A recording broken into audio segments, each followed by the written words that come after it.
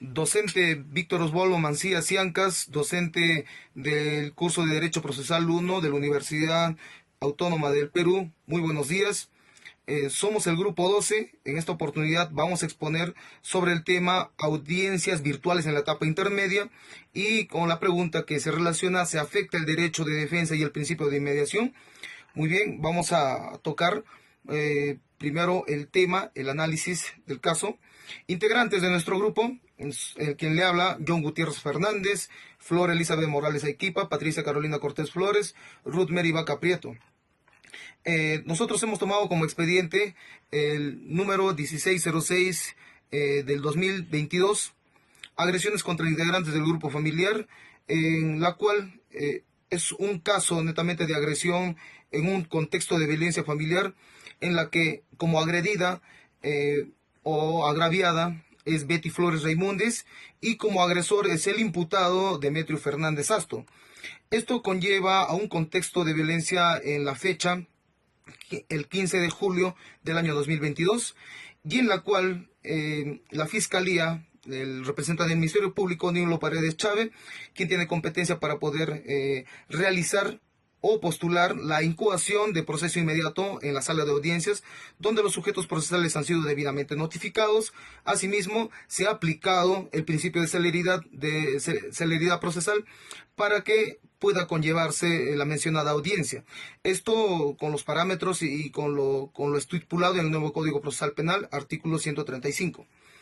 Eh, como he mencionado, esto es un contexto en donde se lleva a cabo la incoación del proceso inmediato, teniendo como resultado una sentencia ejecutoriada a favor de la parte agraviada y el pago de la reparación civil por lesiones ocasionadas, así como a la inhabilitación y otros de carácter judicial.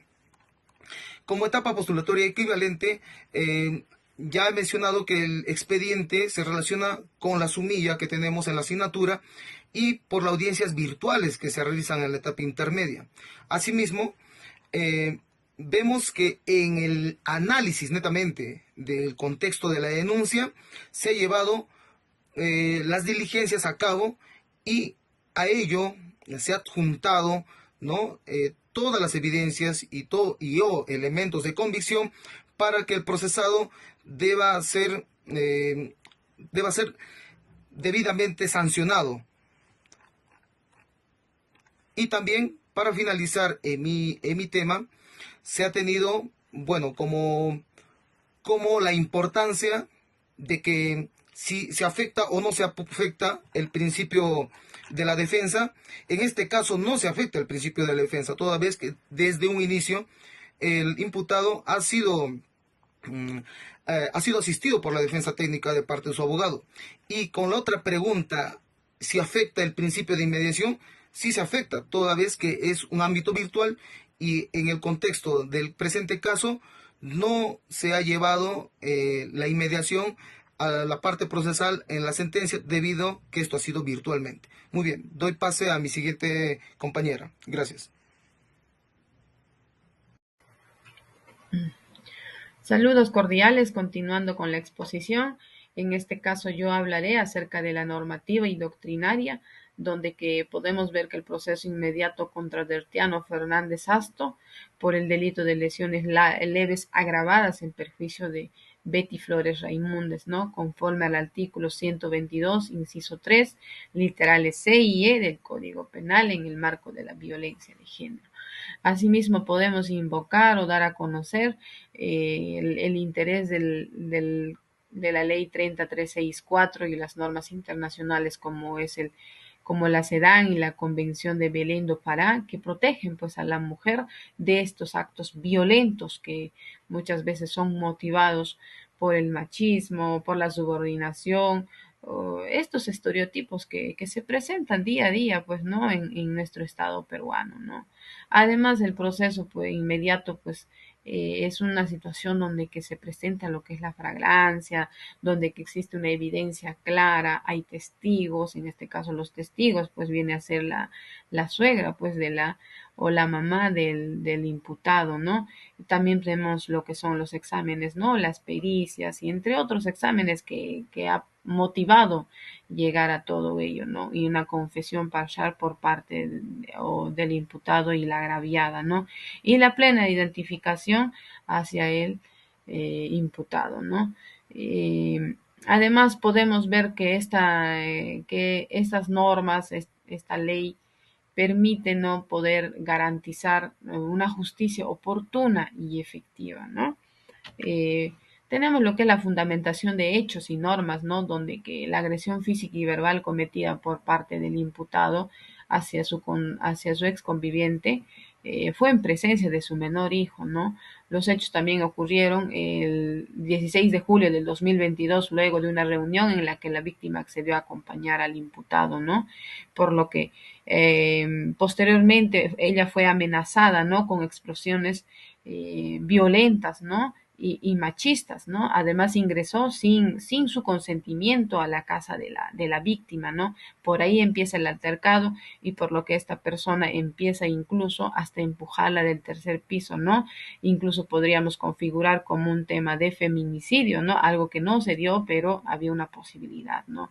Y esta persona pues fue auxiliada por su suegra, ¿no? Quien fue la persona que pudo llamar al serenazgo y de esta manera poder protegerla, ¿no? En esta situación también podemos ver que la ley 30364 es la que ampara y de esa manera, ¿no? Protege a la mujer, ¿no?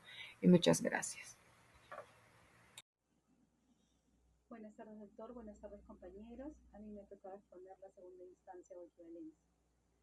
Como punto uno, tenemos la preservación de la integridad y protección de la víctima. El derecho penal debe proteger a las víctimas de violencia familiar.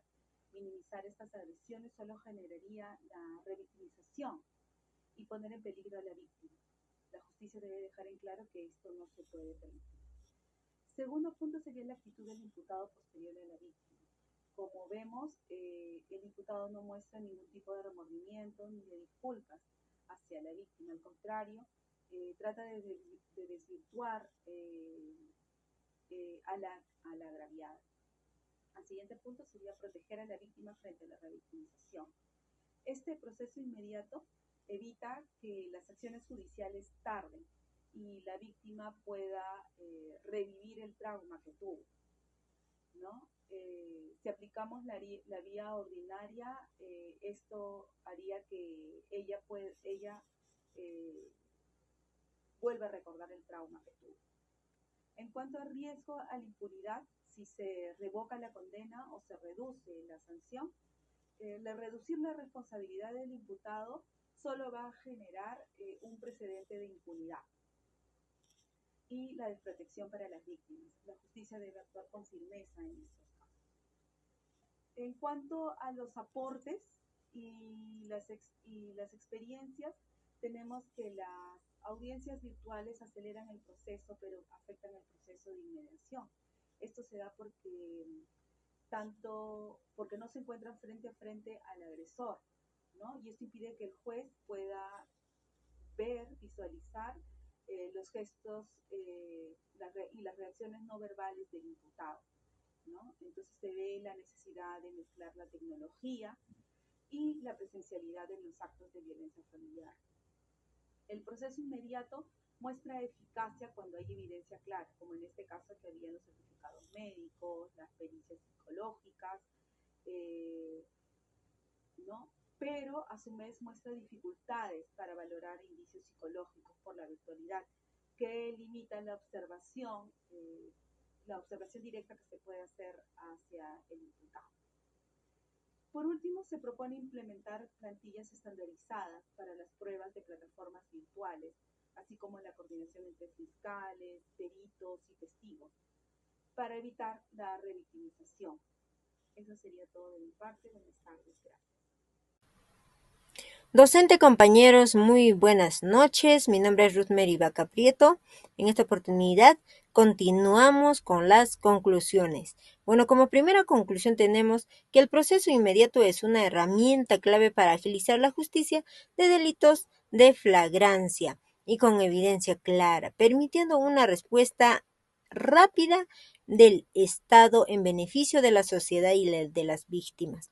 eliminando las fases innecesarias, promoviendo eficiencia según el artículo 446 del Código Procesal Penal.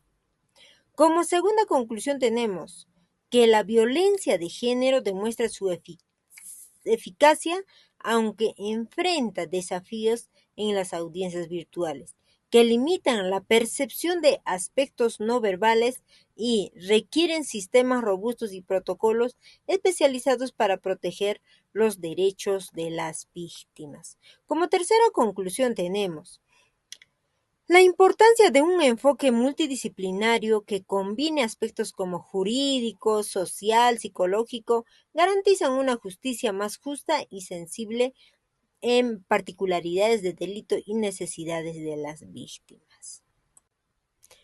Continuamos con las recomendaciones. Para las audiencias virtuales en violencia familiar es priorizar la especialidad en casos donde sea importante evaluar al imputado, como en procesos inmediatos, capacitar a jueces y fiscales en técnicas de observación conductual adaptadas al entorno virtual y definir criterios claros para decidir entre la audiencia presencial y la audiencia virtual. Continuamos con la segunda recomendación. Optimizar la gestión probatoria digital mediante plantillas estandarizadas y sistemas interoperables que faciliten al acceso de un documento clave, acelerando los procesos judiciales.